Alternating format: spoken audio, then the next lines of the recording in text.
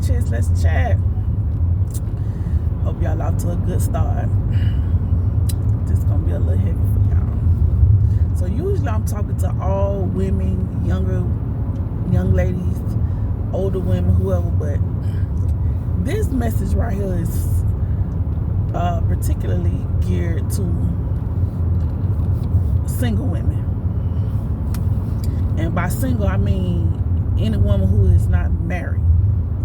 Because to me, unless you married, you single. You may call yourself having a boyfriend, and to me, at a certain age, if that's your boyfriend, even to me, that's a childish term. Now, if that's your fiance and y'all making plans to get married, that's different. But at a certain, people just make up words throughout life, and then we just ride with them. You know, boyfriend. What is that exactly? Anyways, so this is for my single women who, you know, you keep it a buck with yourself, or at least you like to, and you like to be tuned in and tapped in to people who keep it a buck. Okay, so let's chat. So I'm gonna start off with my own little personal, you know, story or whatever, because because it just matters. So I just want to share this.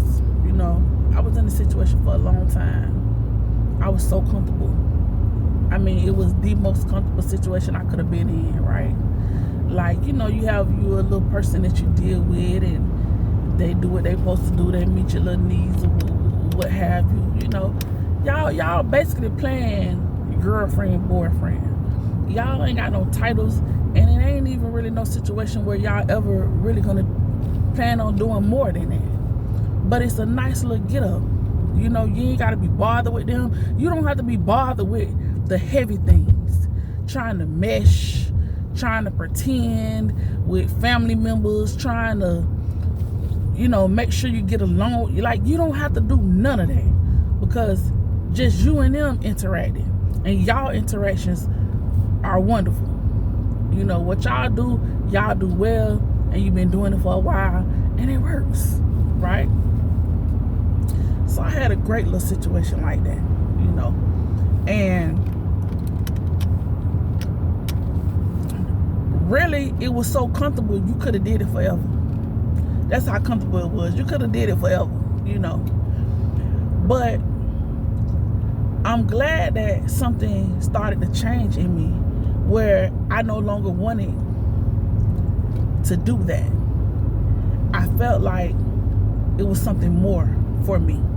Not that it always had to be more relationship wise, but when I evaluated the whole situation, I felt like I was stagnant. You know what I'm saying? Like I just was in one spot for a long time, and it wasn't moving. And the relationship really was reflective of my life. Like, everything was kind of stagnant. Nothing was really moving. You know, I might have a win or two here, but then you might have a setback or two there. So I feel like it was really no progress. And I got to the point where I had just got my degree. So for me, that was like my second win.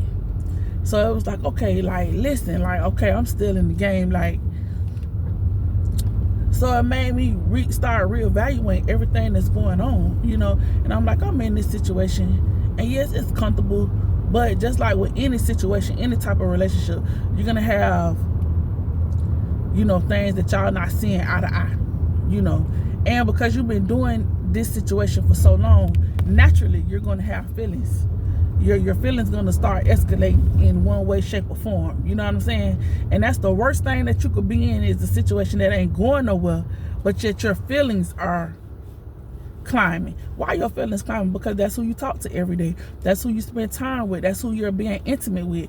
Your feelings are going to climb. If your feelings not climbing, and you dealing with somebody on a regular basis, oh no, you might need to see somebody, because that's not normal. But so the thing happened where I started feeling like, you know, I need something different.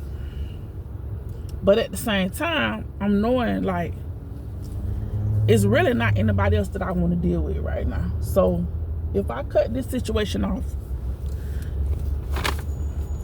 I'm in for a long, lonely ride, because I don't know the next time I'm gonna meet somebody that I'm comfortable enough bringing them, you know, into all my personals, because I'm very selective with who anything, right? I don't even just let people come to my house. So for you to be a guy that get next to me, like it take a minute for me to warm up to a person. You know, I have to really see something in you where I feel like, you know what, I can trust you a little bit, you know, just a little bit, because you can't wholeheartedly trust nobody these days. But it just take a while for me, right? And I don't need anything from you, so I don't have to take your dates. I don't have to take none of that, you know. So I'm glad for the space that I'm in, because you can't woo me with a Ruth Chris meal. I could go to Ruth Chris anytime and eat the whole menu if I want to, right? So if I deal with you, it's like really genuine, because like I want to see what's up with you, because it's nothing that I necessarily need from you financially, or, you know, of course you better be able to bring something to the table, but I more so need other things, other manly things, you know what I'm saying, that I need you to bring to the table, so I don't have to just settle for, you know, I don't have to settle for anything that's fluke or subpar or superficial, right? So with that being said, I knew that, hey, if you cut this off, really cut this off, you're gonna be in for a lonely journey, right? Because it is gonna get lonely, because you are going to be alone sometimes, right? Now, just because you alone don't mean you have to be lonely, but there are times when it will creep in and you like, dang, I do just want to go and do something, you know. I might just want company, I might just want, you know. And in those times, you're gonna feel like you're alone, and you may feel lonely. Y'all forgive me, my eyes always running. So I really didn't want that. I knew that that's what my life and the time was calling for, but it was going to be hard to just cut everything off. And then now you got to deal with just yourself and not having the comfort of that person anymore. You know what I'm saying? So verbally, I'm always ready to do it verbally, right? And all you need to do is piss me off and I'm ready to do it verbally, you know. But emotionally, I wasn't ready. And I didn't know how much I wasn't ready. You know, then you got ego stuff playing, right? So it's like when I'm cutting, I'm, you know, saying I'm cutting it off, like that person going along with it too good. And I'm like, oh, they got something else going on, because usually they'll give me, you know, some pushback or something. But now they like going along with it, like, yeah, you know, I was prepared for this, those type comments, right? Okay. And it could have been because I had done did it a lot of times, you know, because yeah, that's something that, you know, I be struggling with. Like, I don't want to spend my whole life fornicating. You know, like, I really do believe in God. I really do believe that you should live right, and it's things you should be trying to do and trying not to do. So yeah, that had been a struggle for me for a while anyways. Like, you know, like I say, like, God is just pulling and tugging on you, like, hey, yeah, you know, you probably shouldn't be doing that. Yeah, y'all had a great, wonderful, turned up, all kind of freaky dicky nasty night, but how many times you gonna do that and then still turn around and be praying to me, talking about, you know, what you need and how thankful you are, how much you love me? But last night you was loving on him real decent. So I don't know, you can't serve two, you gotta pick one, you know.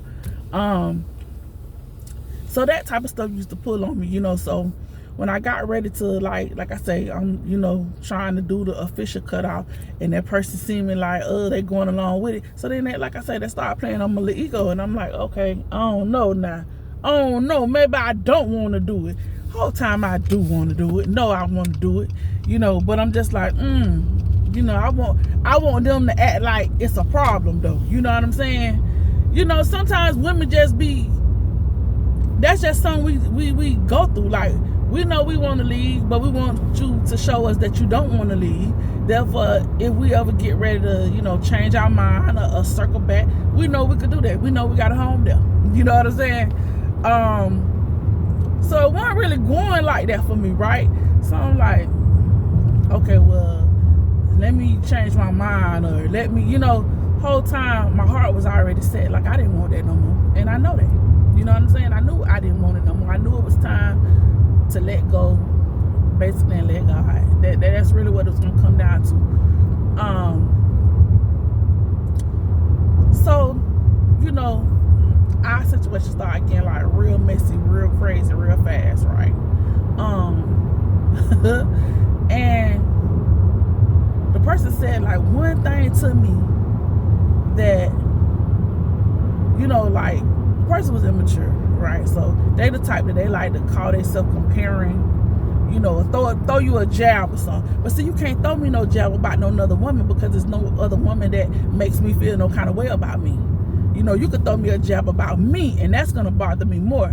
But you can't throw me no jab and compare me to nobody else. You know, that Aries energy will rise up and be like, so, well, I'm first on the zodiac sign. But what you mean? Well, who you talking about? Who else but me? You know, I be on that type of time, right?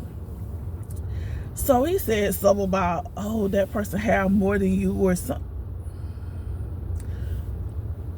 Boy, stop. What's up?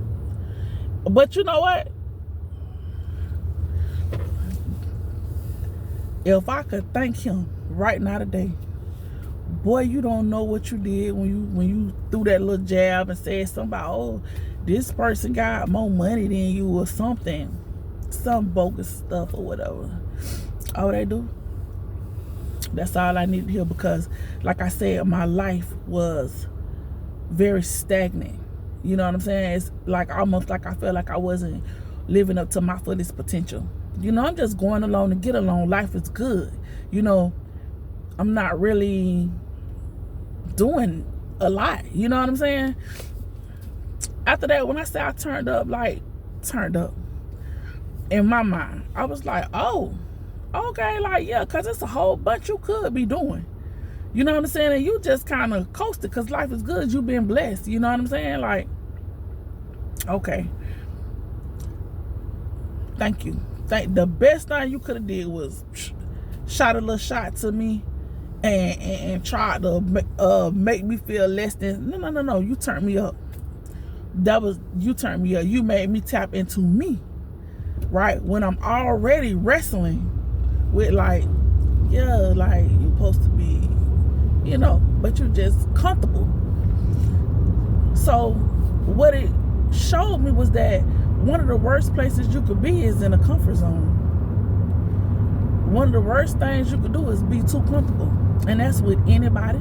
That's on any job. That's, you know, even just in life, you just comfortable, but you ain't really moving and shaking. You ain't really doing nothing. You enjoying it, right? And I'm a big proponent of enjoying the fruits of your labor. You know, but I still feel like you should be making some type of impact, unless you already done your big one, you know, and you just in retirement mode, or you just laid back mode, but you done sold all your seeds that you plan on sowing. I get that. That's a different level, you know, that's a different stage in life. Clearly, I wasn't in that stage yet. I was too young to be in that stage yet. So that woke me up. Man, look, I went and got a for rent sign for my house, because I already knew I was sleeping on money that I could have been making. I already knew I was not living where I could have been living, not living where I had wanted to be living, where I had already seen the vision. You know, so I was like, listen, let me go ahead and tap in. And it meant that I was going to have to step out of my comfort zone. It meant that I was actually going to have to start exercising certain muscles in my mind, in my heart, that I hadn't been using, but they was there, fully functionable. I just wasn't using them, you know. But when I say when it turned me up, it made me it made me go get everything that I was supposed to have anyways, but I was just sitting back, sleeping, just waiting on it, just nothing, just, maybe forgetting about it, just going with the flow. No, baby. That was never what I was supposed to be doing, but that was just for a season in my life that it was okay for that season. But I hadn't been going through that season for too many seasons. And that's the problem. You could stay in a space for so long that you don't go out your welcome in that space, right? You need to get out of that space. You've been too comfortable for too long. Now you ain't moving and you ain't shaking. You ain't doing nothing worthwhile. You're not even living up to your own fullest potential, right? And that's when you get into a dangerous spot, because you don't have to be wowing anybody. You don't have to be going over and beyond. But when you ain't doing what you could be doing for yourself, the basics that you could be doing, you ain't living at the standard that you could be living at for yourself, not for nobody else. So like I say, that turned me all the way up and helped me get back to me. And so that's why everything ain't always bad. You may separate in one way from one situation, but look what you end up getting married to. Look what, you know what I'm saying? You had to leave this situation only to run into another situation. So let me tell y'all this. Ever since that situation, when I say blessings, when I say achievements, when I say life and more abundantly, it was well worth it. And did I have some hard times? Yes, I had some hard times breaking away emotionally from that. I was fighting for a long time. But I'm fighting the ego part of it. I'm fighting the not wanting to be by myself part. I'm fighting the, I had so many years into this situation. It was a cooler situation at work. I'm fighting the historical component of it, right? And while I'm fighting the historical component of it, I'm not able to walk into my future because I'm so wrapped up on the history, right? When I finally got out of that mode, you can't tell me that ain't the best thing I ever did. Ever. And not because that person was, such a terrible person. It's just that person wasn't my person in that season or any of the seasons we had been in. You know what I'm saying? It was good what we were doing, but at the same time, it was physically satisfying. But in every other way, it was not welcoming. It wasn't welcoming to God. It wasn't productive for us. Nothing flourished out of it except for the good times that we had. And that's commendable for the time, because you had a good time. But in the big scheme of things, what does it do for your life? What does it do for your legacy? What does it do for, what you're trying to achieve here? Or nothing. And then yet everything that I did after that, it has served purpose. It has, contributed to the well-being of my life and who I am and what I'm trying to have and what I stand for and what I stand on. Like, so to you single ladies, whether y'all in a situationship, whether you in a relationship that's dead, ain't going nowhere, whether you just dealing with somebody, listen. I'm a proponent of celibacy. A big proponent of celibacy. You know why? Because it really got greater later. See, I thought it was fun when I was doing all my, doing my do. But that was nice and all, and those things are should be reserved for the person that you love, the person that, that you're trying to spend your life with. Right? Not for everybody. So when I was able to really go ahead and set that type of stuff aside and really get it out of my life, things got so much better. You know, that's all I can tell you. You know, it gets better. It seems like it's a challenge or it's hard to do, and it is at first, because you got to break physical ties and emotional ties with people that you're dealing with. You know, and sometimes you may not even have a tie. You just got a feeling in that moment that you need to link up. You need to get some things off you, some pressure off you, you know. But when you get past those stages, you will really be able to see God moving in, how he's working in your life. You'll really be able to see the things he's doing, how he's bringing you up, how he's blessing you. And then you'll be able to sit back and see people that's in situations and relationships, and you'll be able to see how that ain't it. That person could have so much more, could be so much more, but they linked and tied in to a whole bunch of nothingness because they have become comfortable with that person, and they not nowhere near where they could be. And the more ups they have,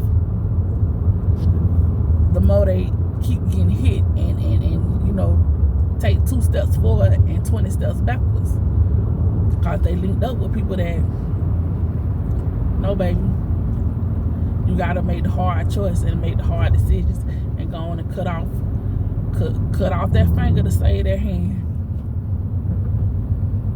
And that's that. You gotta make the hard decisions for better, but you won't regret it. And that's that. Y'all enjoy your day.